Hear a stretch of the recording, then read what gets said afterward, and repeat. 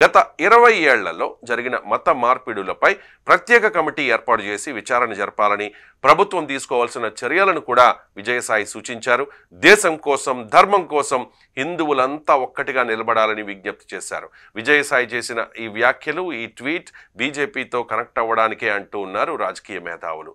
ఈ పరిణామాలు చూస్తుంటే విజయసాయి రెడ్డి తిరిగి రాజకీయాల్లోకి అడుగుపెట్టే ప్రయత్నమే చేస్తూ ఉన్నారన్న సంకేతాలు స్పష్టంగా కనిపిస్తూ ఉన్నాయి. ఇటీవల పవన్ కళ్యాణ్ పై ఎప్పుడు విమర్శలు చేయలేదని చెప్పిన విజయసాయి ఇప్పుడు హిందూ మతంపై సంచలన ట్వీట్ చేయడం రాజకీయ వర్గాలను ఆశ్చర్యానికి గురిచేసింది.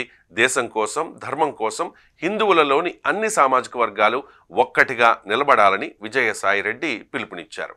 మత మార్పిడి ఆరోపణలపై ఒక యూట్యూబర్ చేసిన వీడియోను కూడా ఆయన ఎక్స్ వేదికగా షేర్ చేశారు. గత కొంతకాలంగా విజయసాయి రెడ్డి ప్రకటనలు, ట్వీట్లు గమనిస్తూ ఉంటే ఆయన కాషాయ కండువా కప్పుకోవాలని తహతహలాడుతూ ఉన్నట్లుగా ప్రచారం జరుగుతోంది. వైఎస్ఆర్ కాంగ్రెస్ పార్టీ నుంచి బయటకు వచ్చిన తర్వాత ఆయన ఈ విధమైన వ్యాఖ్యలు చేయడం అందరి దృష్టిని ఆకర్షిస్తోంది. విజయసాయి రెడ్డి ఇప్పటి వరకు హిందూ మత మార్పిడి వంటి అంశాలపై బహిరంగంగా మాట్లాడిన సందర్భాలు అస్సలు లేవు. కానీ ఈసారి